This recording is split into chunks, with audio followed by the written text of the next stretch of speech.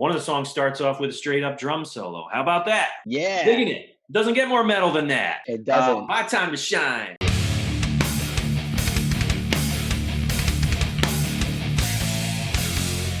Matt Byrne of Hatebreed is here. What is up, brother? What's up? Where are you? I'm in the East Coast. New York City is New where York we're City. based. Oh, all right. I'm not far. But we're all over the world. Pennsylvania, Los Angeles, Europe, everywhere. Well, I'm just above you here in upstate Poughkeepsie, New York. So I love Poughkeepsie. I'm looking out the window. It's really dreary, and there's more leaves outside that I got to go outside and rake. Ugh, the worst. Worst. Poughkeepsie, man. I had some of my best times in my life, and I'm pretty sure the first time I ever saw Hatebreed was also in Poughkeepsie at the Chance. So. At the Chance, yeah. Legendary spot, been around a long, long time. A lot of bands have played there. The story still floats around of the first time, one of the first time, if not the first time, the Police ever played in America, I think, or something like that. First tour. Their first gig was at the Chance, and it was during a snowstorm, and there was like 5 people there. And Sting still talks about it in interviews. I remember going through this little town and playing. At the time, it had a different name. It wasn't the Chance. It was like I forget, the Last Chance Saloon, but it had another name too. And he still talks about it. And like I said, there was like 5 people there, and somehow though, there's like 10,000 people around here that claim that they were there. Oh yeah, the Police first time I was there. Right.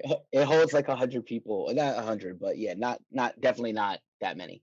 I definitely have a Poughkeepsie story where I think it was the Mid-Hudson Civic Center where we drove back to New York City from there after seeing Pantera and Anthrax.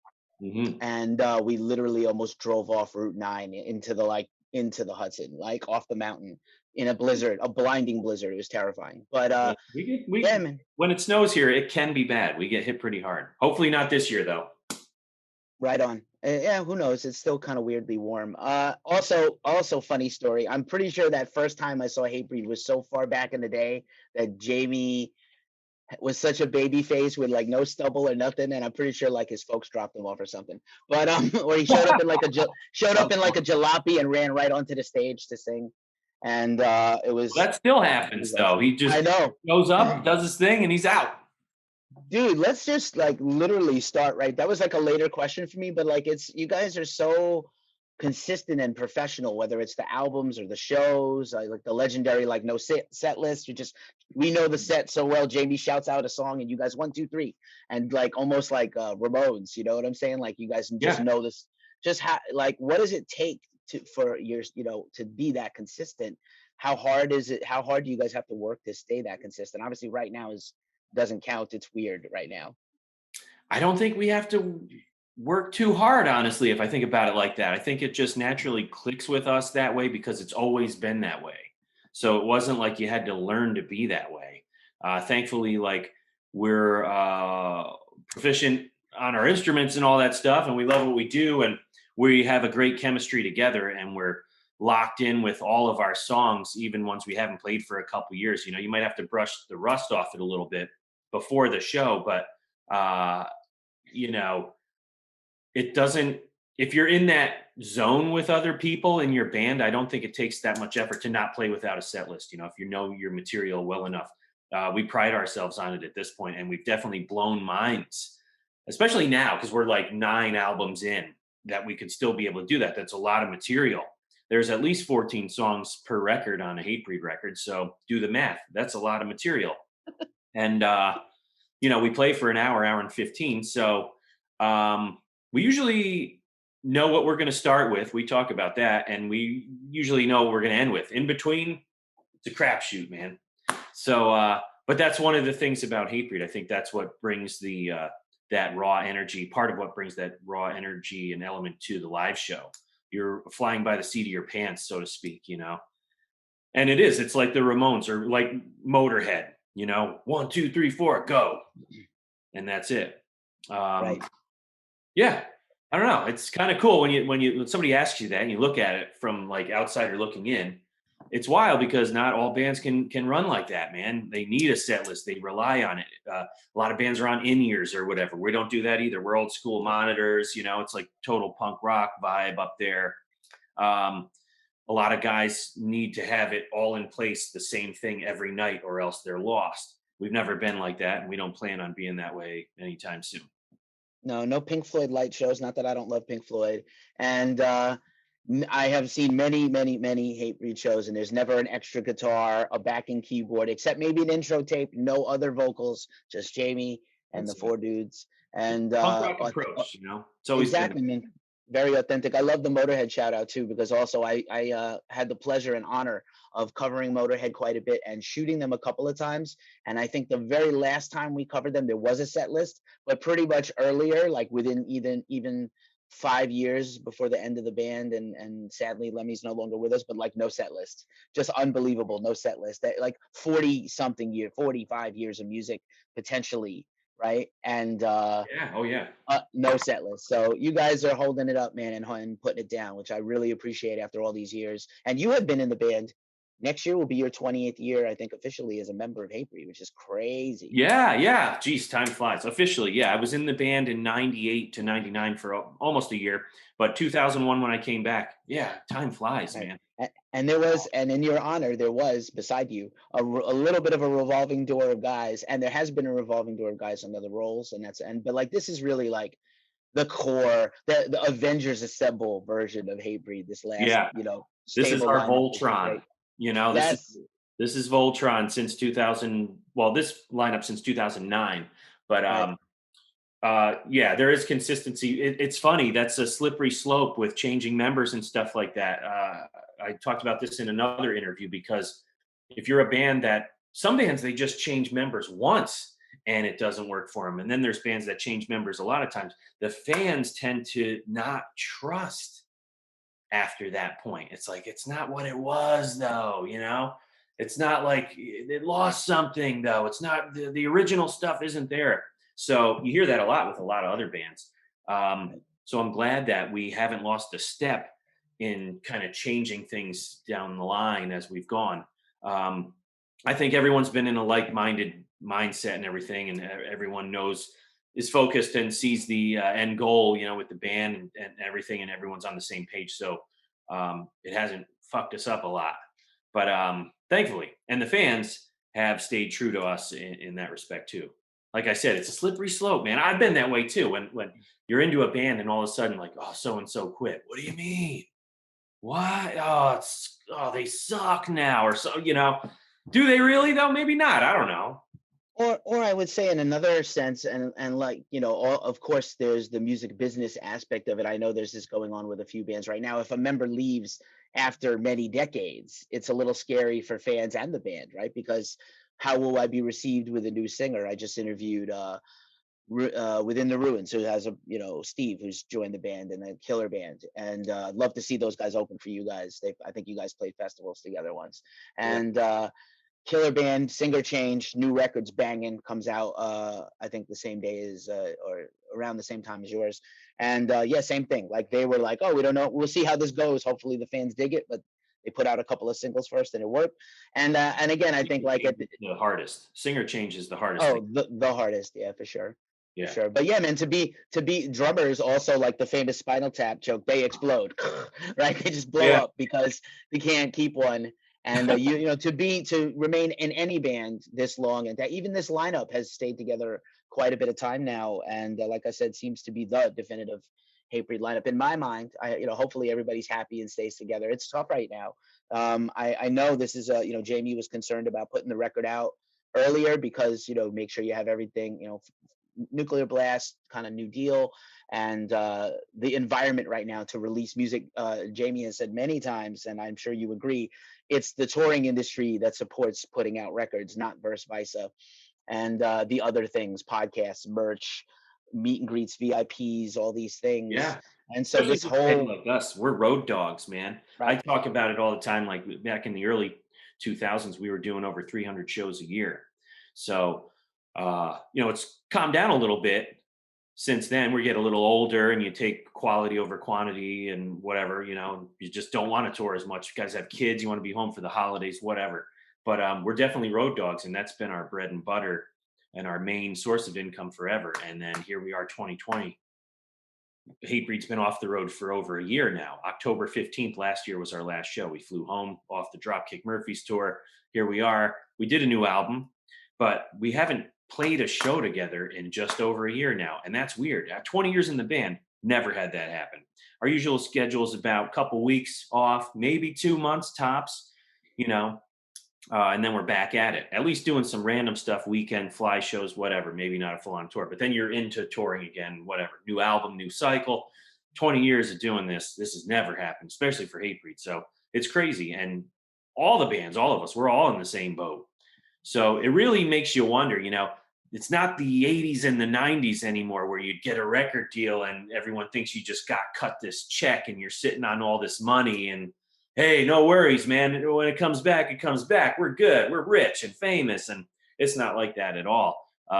If anything, this pandemic proves that in entertainment, music especially, like you need to have various sources of income or options in your life, or else you're stranded. Facts, my friend, facts. I also do a music industry podcast or two, including the daily uh, music business podcast for Jabberjaw Media. I have like a brain fart for a minute because I'm, again, Friday morning, not enough coffee. And It's Friday. yeah, like I know. What are days? What are days? What are days that end in Y? What time Yeah. is it? It's like, I'm it's like we wearing never, pants though, just so you know. I do have pants on. I'm I, sure like a lot of people, a lot of people are like, ah, fuck it. pants optional. No, I have pants on too. And just so you're comfortable, we're in a safe Yeah, yeah. space. It's safe here. And no, for sure. And but yeah, it's almost like we went to a casino and we never came out in the Twilight Zone or something, or the Bermuda Yeah, Triangle. no clocks around. Um, and again, I feel not just are you talking about the band and your livelihood and your life, but also your crew, your tour manager, your merch, your shirt slingers, your TM, your lighting guy in the case of Hatebreed, who does these bigger shows and big tours, to bus drivers. Like there's a whole cadre of people, a coalition of out of work displaced people, and we're going to be the people to get it back last. And I've asked a couple of bands about this. It's like, especially for hardcore and hardcore metal, your life, you may have a barricade at some of the bigger shows, but really it's still about the crowd. It's still about the pylon. It's still about putting the mic down and having everybody grab and sing, like Right. live for this. And I don't know when we're going to all feel safe to do that, especially a guy, a front man like Jamey, who's very physical. Some of your shows are still occasionally intimate, like that Europe tour you guys did, which was right on top of people. So, Yeah, we those are still great. we play the big shows, we play the small shows. We've always done that. We've never looked back on one way to play or one crowd to play to or anything like that, or one medium. Like the bigger the club, hey, great. The bigger the festival, hey, great. But we still do those really small shows and everything like that. What you were saying about too, like, yeah, there's the stage diving and the crowd riding and grabbing the microphone and singing the lyrics and all that stuff. Like all that stuff is synonymous with Hatebreed and the energy of a Hatebreed show. A lot of bands out there doing virtual shows and stuff. We had originally talked about it, but I don't know if that would work, if that would translate for a Hatebreed show, personal Yeah. opinion. I No, know it's people are fine. still asking if we would do it, but I don't know. Something's lost there. There's so much audience participation in a Hatebreed show that I don't know if a virtual show would translate. I don't know. A lot of bands have done it and they've done a great job with it and everything looks good and full production and it's all good. Never say never, not like we wouldn't do it, but it would just be weird because the crowd is such a huge part. Our fans are such a huge part of the Hatebreed show. I would definitely be moshing around my bedroom for Doomsayer or I Will Be Heard, but I totally understand, like it's just not the same. And I think that just comes from where we come from hardcore and metal. That's our thing. Like it's the crowd. It's the whole team, the 12th man, right? You need that.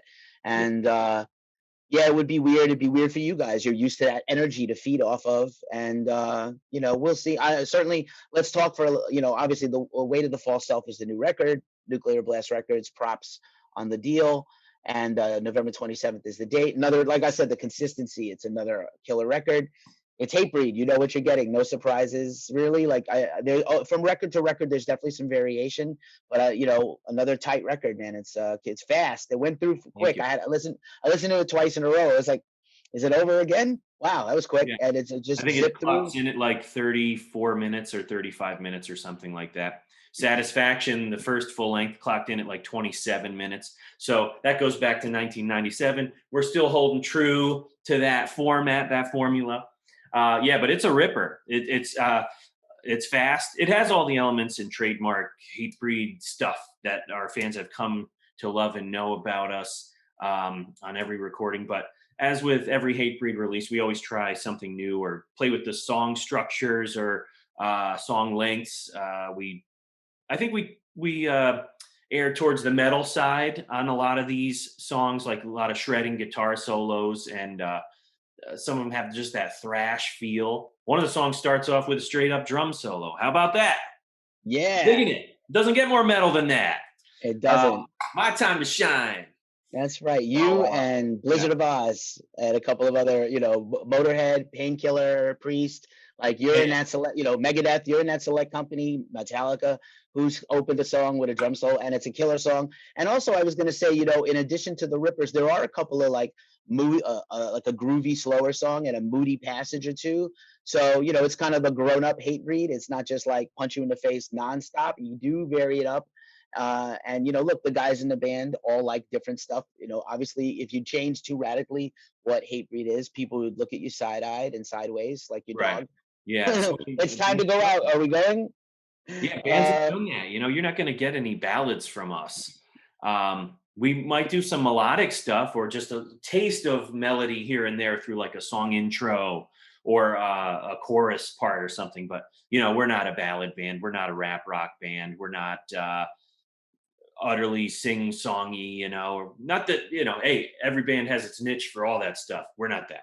So Right. for us to do that, I think our fans would probably turn their backs on us. And why would you do that? We have the most loyal fans of like I always compare us to Slayer as far as fan loyalty goes. They're with us through thick and thin. Like we don't let them down, they don't let us down, and you can't mess with that relationship. It's very important. That's what keeps you around. That's what keeps Hatebreed around for 25 years. Our love for our fans and their love right back. You mess with that, and you're dead in the water. Indeed, indeed. Could be dicey.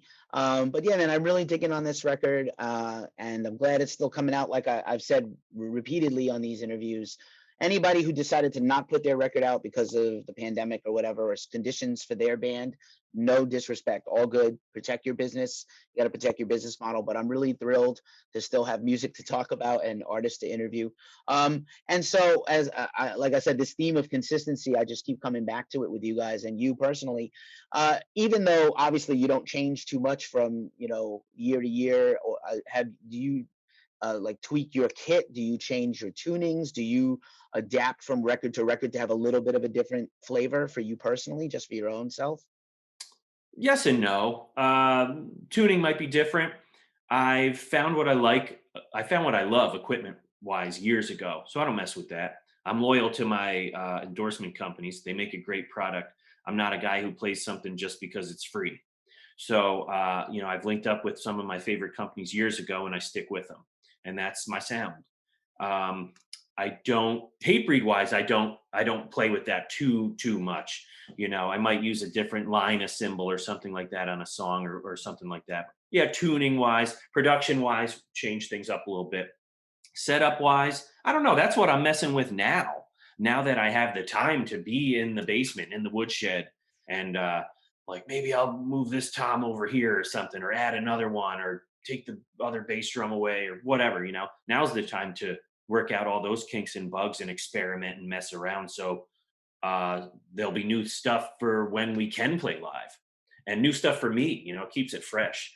So I mean, when I get off with you, man, that's what I'm doing. I'm going down. Basement doors right there.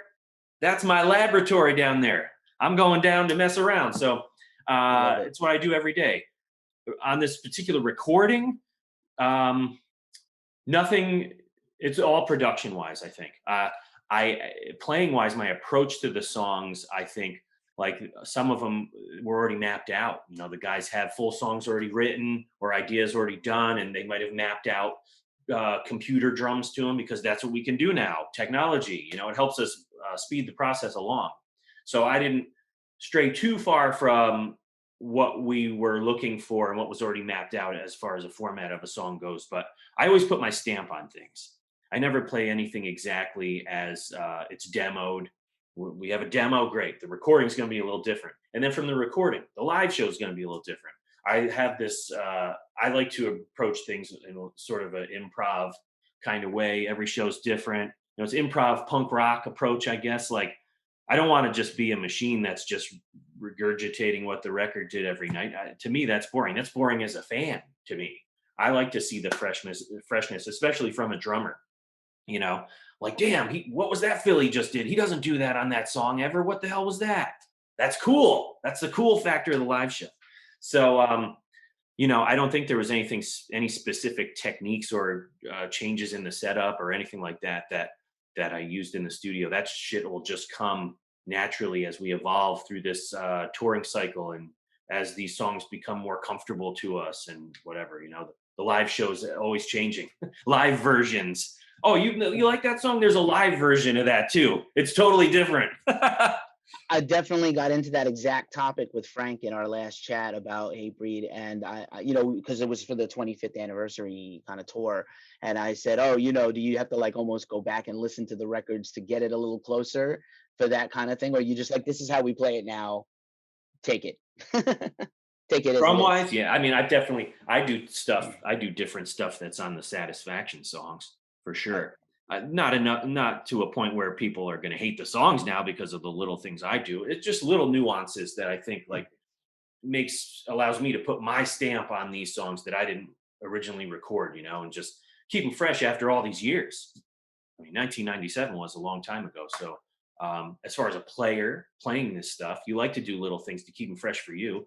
How many times have I played "I Will Be Heard"? It's a great song, but we're talking thousands of times, man. Right. Let me do something. Let me Yeah. do something. Add the extra snare hit or something just to keep it fresh. Um, I enjoy it, and I hope the fans do too. Just always throwing some curveballs. Right. It is like I Will Be Heard is like the Hatebreed Stairway to Heaven. Yeah.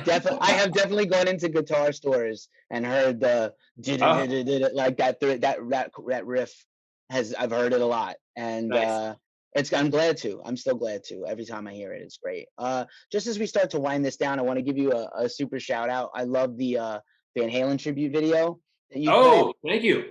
So I know we were talking about streaming a little bit, and I know it's like the technology is not always faithful, but that was beautiful. That was beautiful. Oh, Obviously, Alex is also a genius and clearly an influence to guys of a certain generation, and a band that I have had with me my whole life, just like you probably have too.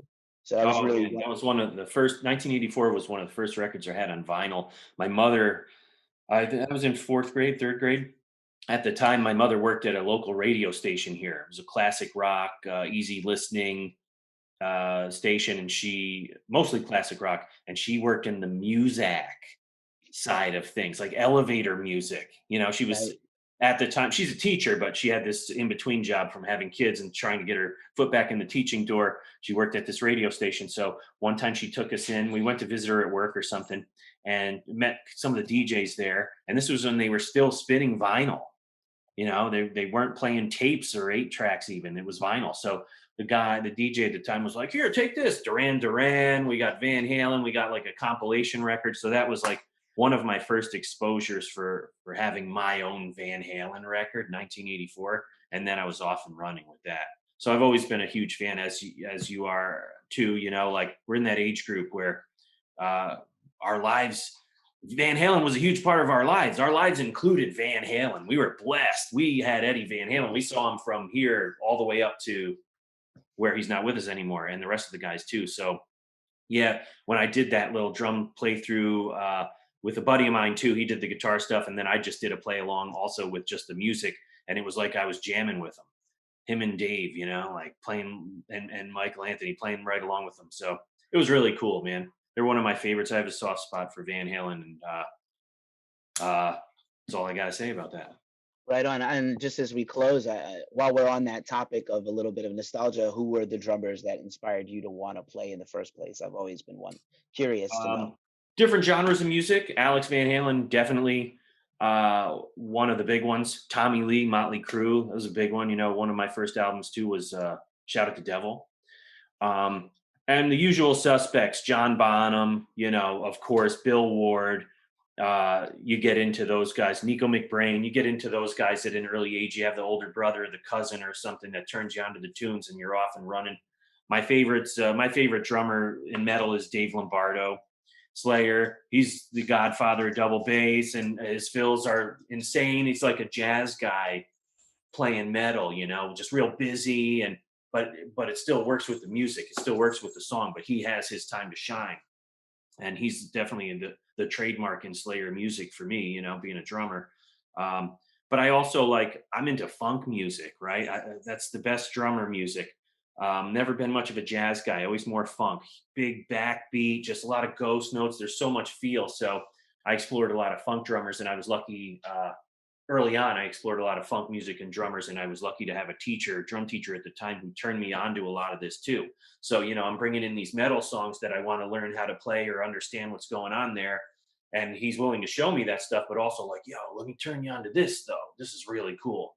And being a drummer, you just like cool drum shit. So you hear somebody doing something or pull out a fill or something where you're like, wait, what was that? I got to know how to do that. What is that?